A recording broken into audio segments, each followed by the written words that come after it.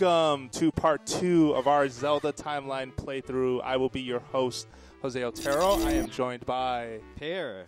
So just quickly to just sort of explain, this is the second part of a sequential Let's Play series. We're only sort of doing an overview of the timeline, playing each installment of Zelda in order and offering commentary in the form of, you know, like what is happening and whatnot. So we had the first part go up already on the site. It's for Skyward Sword. You should have seen that by now. And the second entry in the timeline, interestingly enough, is Minish Cap. That's right. It's an odd title because, you know, these games that deal with a different villain could actually fit in multiple places in the timeline. And I think, you know, when Nintendo and the folks who created Hyrule Historia sat down to lay out the timeline, they needed a little bit more of a backstory before you get to the big timeline split, which of course occurs later. Interestingly enough, though, the director of Zelda was a former Flagship employee, Capcom Flagship, who made this game.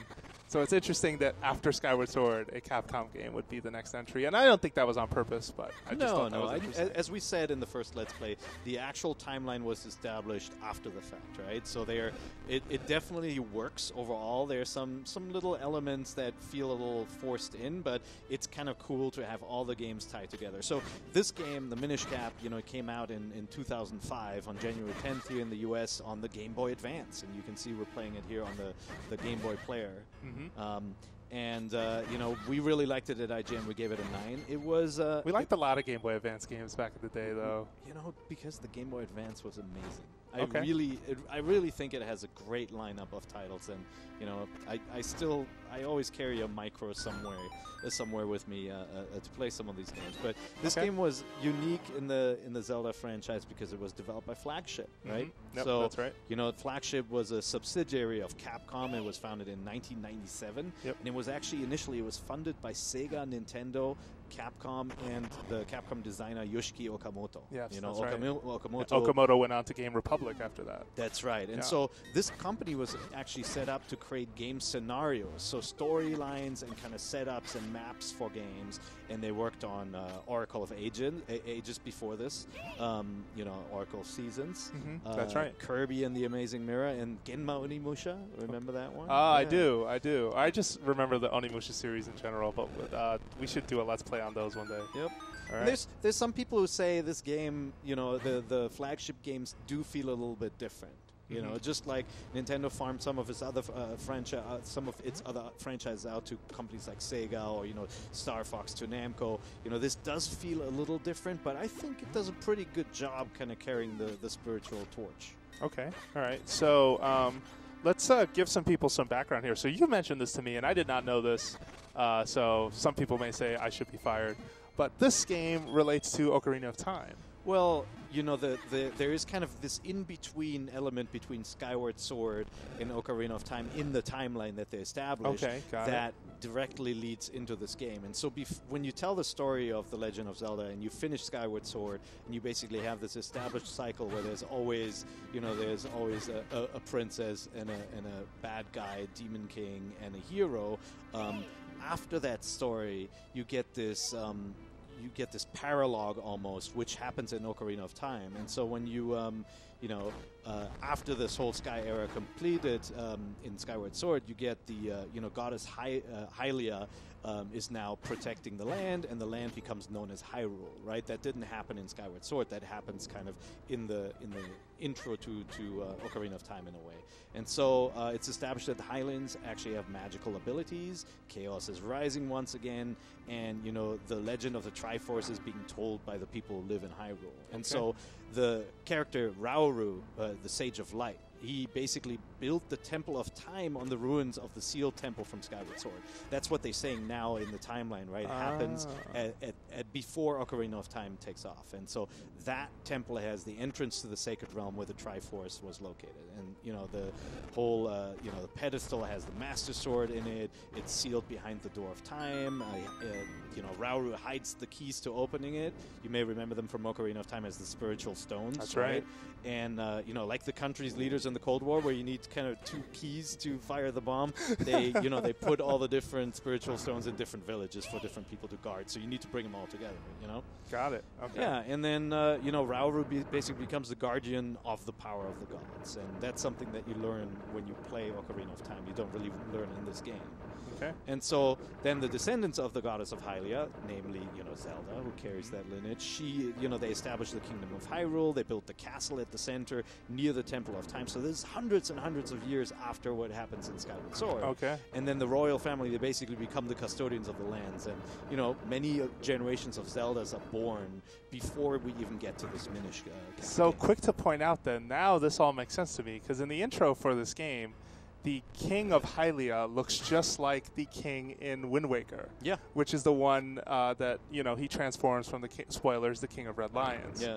I was like, holy cow, that's cool. Yeah, so they connect a lot of things. I mean, look, the Link design is also a little bit like Wind Waker, right? So and the intro has a stained glass intro, a different stained glass style than the Wind Waker, set, but still really cool. That's right, yeah. Mm-hmm. And so, this story is supposed to be the second story in the Legend of Zelda of playable games. Possibly in the future you have games that happen before this or in between this, so we'll see. But it is also the first major story set in the Kingdom of Hyrule. So now it's actually called Hyrule. And, right at the beginning of the game, you learn that, evil is on the loose and the world is cast into darkness. And this tiny Picori guy descends from the sky, bringing the golden light, the light force, and a sword, the Picori blade. And using that sword, the hero of men sealed all the evil creatures in this bound chest, and peace returns. So that's kind of the setup for this game. And, the name Picori, of course, is kind of English. It's Piccoli in Japanese with an L is Italian for small. So, the Japanese designers took that word and created, used it for the small people. Yeah. Okay. Interesting. So, and then the royal family, they become the overseers of the sword. The sword seals the bound chest, just like in other Zelda games. You always have kind of like the sword as a key, too. Like you pull it out and something happens, right? That's right. And, that's very Sword in the Stone. Yeah, and they create this whole legend where, the people keep the Picori and the Minish realm secret. And so the game kicks off where there's a festival, right, in honor of the Picori, and the royal family brings out the sword. It's the only time you can see this magical sword, and they have the sword fighting tourney in front of it. And so the legend says every 100 years a secret door opens and Picori come to the human world. Okay. And so, now it's been 100 years. And do you remember what happens at the beginning? Somewhat. I know what I did like as part of the beginning is Zelda coming, of course, to see Link, but then how they end up at a festival. And that festival reminded me a lot of the carnival in Chrono Cross. Yeah. Oh, Chrono Trigger. Sorry, Chrono Trigger. Totally, I love that. It totally felt like Chrono Trigger, huh, the opening? Yes. Yeah. And then it leads into the bigger story where the event happens and Vati appears. Maybe tell me a little bit about him. Yeah, so he is this mysterious fighter, he enters the tournament and he wins it. Turns out he's not such a nice guy. He breaks the sword to unseal the bound chest because he thinks the light force is in it. And it opens, and what pours forth? All the bad stuff, right? It's like Pandora's box. You open it and you unleash the evil in the world. And then Vati turns Zelda to stone because he fears her magical powers, right? Okay. And then he goes out on a quest to get the light force. So what you're getting in this game is basically this parallel to Vati's quest, who's trying to get the light force. Link needs to go out. And so there's a theory that he's Girahim reincarnated? Some people say that. Some people say that he looks like Girahim. It doesn't seem like it, right? Because at one point he, if you're talking about this kind of cycle that repeats itself, you always have a Demon King rising. In this case, okay. No, it makes sense then. Yeah, no, he isn't. He definitely isn't Demise himself, right? Maybe he's part of that cycle, but more as an aid, like Girahim is. Or an acolyte, somewhat, right? Because Vati is alive while Ganondorf is alive. So it's not the reincarnation of the Demon King per se, like the Demise thing. Interesting. Cool. So Vati's name actually is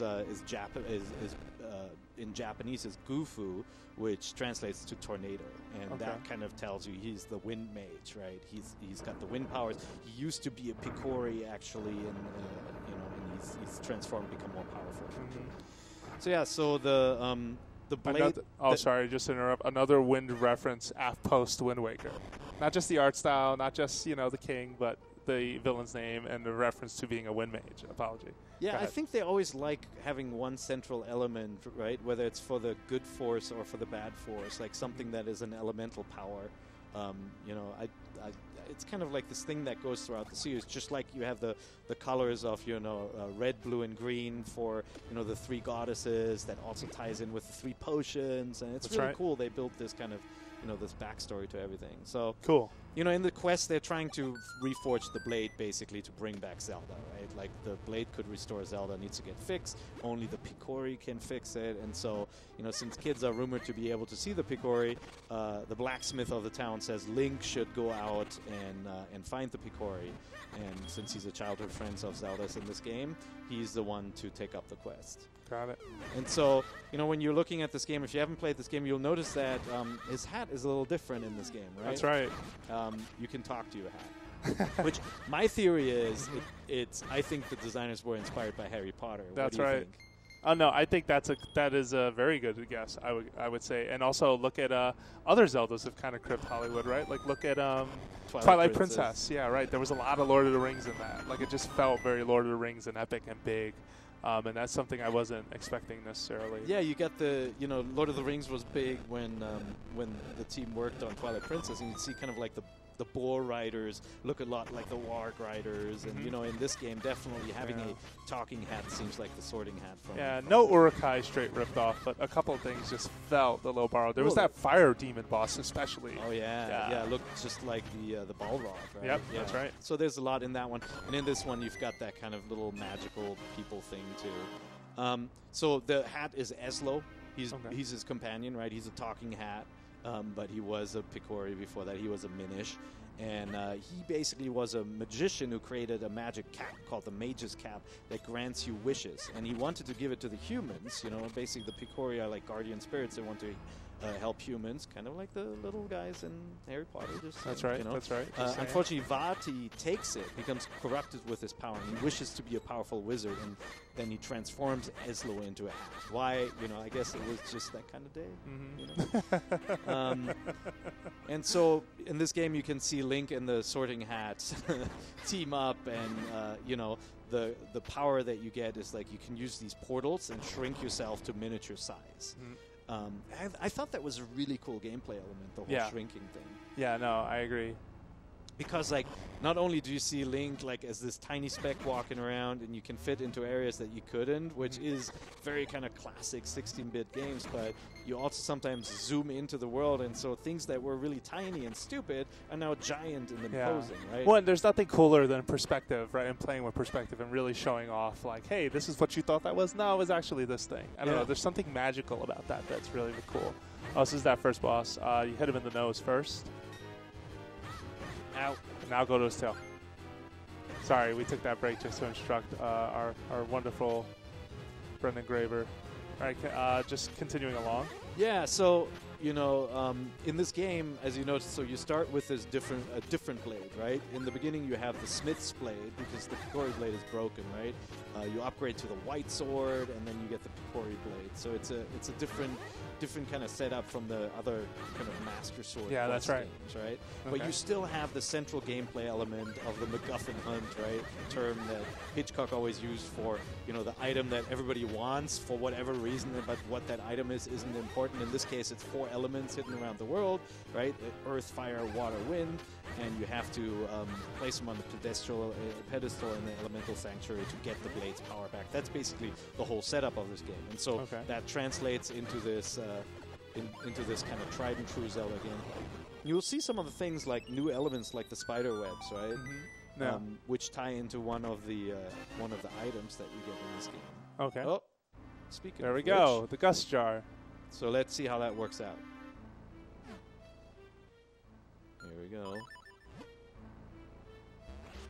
Yay! Yeah, you know, and it's that's like what Luigi's vacuum. Yeah, this is what in the Zelda and Metroid and Castlevania games you call an item gate, right? You cannot get through that door unless you have an item to open it. Yep. And you know, in this case, you can use it to interact with all sorts of stuff. And we talked about how we like that in the Zelda games. So you get an item and then you try it out immediately. Yep. I always like how they set that up. You know, another good game for the item gating that doesn't get mentioned as much is Marvelous, the game by Aonuma, directed by Aonuma before he handled Zelda.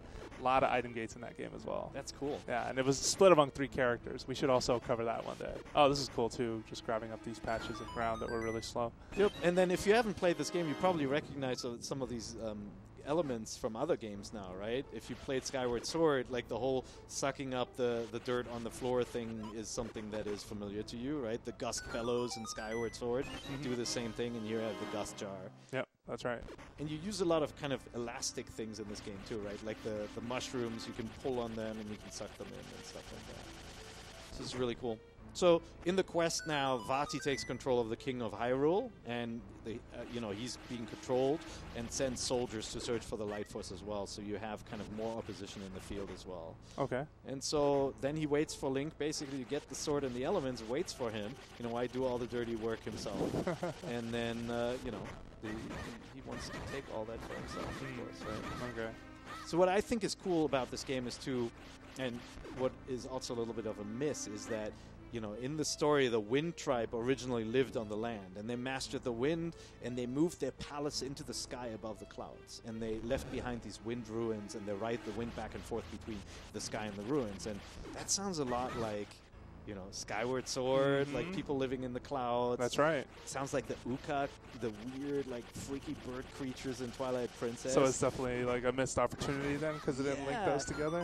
Like, how cool would that be if that was directly tied in, rather than just kind of being, like, similar, that it actually was a direct tie. Well, and it's interesting, too, because Skyward Sword has some creatures that are exclusive to this game, the sort of the burrowing people. I forgot their name, and I'm sure someone will correct me. Yeah. But, yeah. That's kind of interesting that they didn't take the opportunity to pick at those things too and set them up. Yeah, like, and I think Skyward Sword could have probably done that, you know, by just kind of reusing some of the plot elements here. But you know, it's also kind of nice in the Zelda franchise that you get something fresh every time, right? That's true.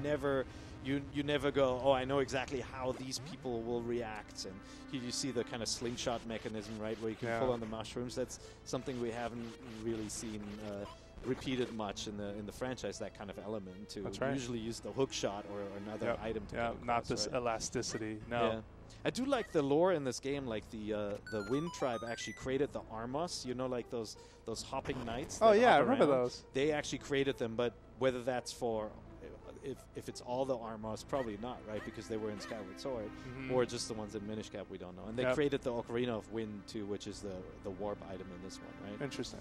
So, like, in the storyline, Link collects all the elements, puts them on the pedestal. The Pikuri blade then becomes, and everybody thinks now the Master Sword is revealed. No, it becomes the Force Sword. Which is super interesting, because that ties those games together, right? Because this is post Four Swords Adventures, which was the add-on to A Link to the Past. Yeah, the release was after, but of course in the storyline now they positioned this one first. Interesting. Right? Okay. And so the Force Sword in the story is revealed in this game first, and once you have it, you can see you know, Eslo talking here to Link, and there is that familiar element. You've seen this, you know, with the Deku Leaf in Wind Waker. You've seen this in, you know, Majora's Mask, other games where you can move across. Yeah.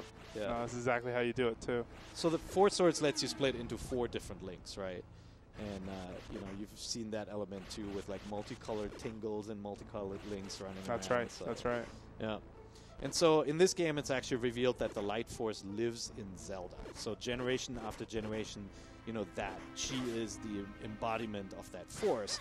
And so that creates this nasty kind of, again, reincarnation mummy story thing where Vati wants to get the Light Force energy from Zelda. Okay. And, you know, he wants to drain the power basically for her. And that becomes like the threat for Link, right? Okay. And so he gets some of the power, and then he transforms into this giant, nasty cloud monster that you have to fight. Very Final Fantasy, I Yeah, that's really weird. Yeah. Well, no, if it's Final Fantasy, it would have been a dragon. Everything turns into a dragon in Final Fantasy. So quick spoiler, if you're still planning to play the game, we're going to now tell you how it ends. Basically, it's going to be a huge surprise, but Link beats Vati. What? I know. Isn't no. that crazy? Yeah, so he releases the curse on Zelda, and of course also on Eslo. The sorting hat just gets transformed back. Like how you keep going back to calling him the sorting hat.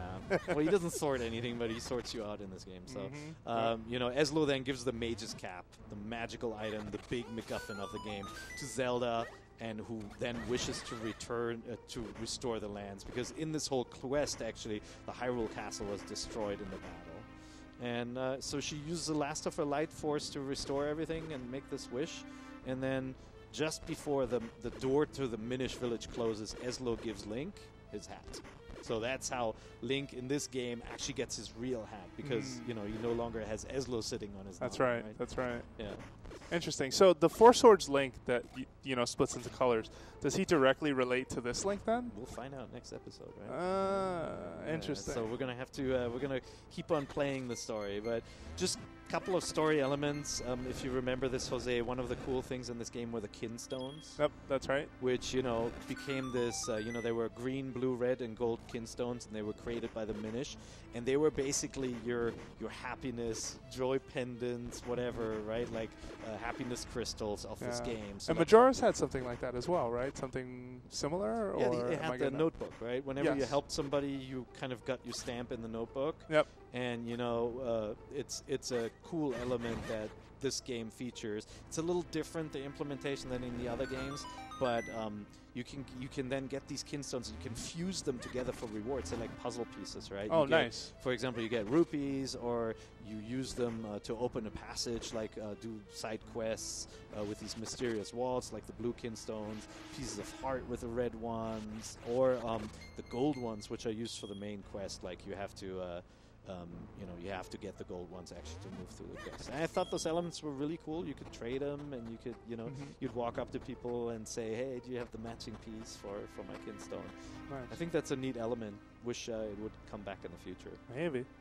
And then, you know, there's of course a secret trophy in this game. If you if Link fuses all the kinstones with all 100 kinstone holding characters, you get this Tingle trophy thing. Yeah. Tingle always pops up in these games. I love right? Tingle. He's like the C-3PO of the Star Wars franchise for this game. I right? love Tingle. He's one of my favorites. I know people think he's weird, but I think he's misunderstood. He's just happy. Yeah, so this Vati side quest is weird, right? It's like in Japanese what you call a Gaiden game. It's almost like the side quest to the main storyline. It doesn't neatly tie in with the whole reincarnation quest unless you say Vati basically is the reincarnation of the evil, and so he's again harassing the princess and Link, and you know, you got this cycle of the bad guy. But it's kind of, you know, it's not as neat as it is with the other games, I feel That's like. right, yeah. There's, by the way, there's a Minish Cap manga too, right? There's all these mangas. I've seen those, yeah, that's right. In that one, actually, you know, in this game he's vanquished, and of course he comes back later. We're going to get to that. But in the manga, he is actually redeemed, and he becomes a Minish again, and he says sorry for all the trouble. So, like, you know, cute. Yeah. Why can't Zelda have that kind of an ending? Is that too Saturday morning cartoon, maybe? You know what? Skull Kid, they did that. I guess. Like, yeah, that was the one. So, okay. Yeah. Fair enough. But so this game, like a lot of this game, feels different from the other Zelda games, which is of course because it was an external team. There was guidance from Nintendo, of course. Yeah. You know, doesn't it look like a Pikmin enemy? Yeah, it does actually. Yeah, right? It looks like that one that grabs the Pikmin and throws them into the ground. That's right. I really hate that flying. Me too. Oh god. He's such a jerk. There's some cool stuff in this game. Like if you look at the way Vati looks in his final form, he's kind of like this winged eye. And if you in Ocarina of Time, for example, if you go to the Spirit Temple and you look above the doorway, it really looks like Vati. So maybe they've reused some of the design elements they saw. Is that the same eye that's on the Sheikah stones?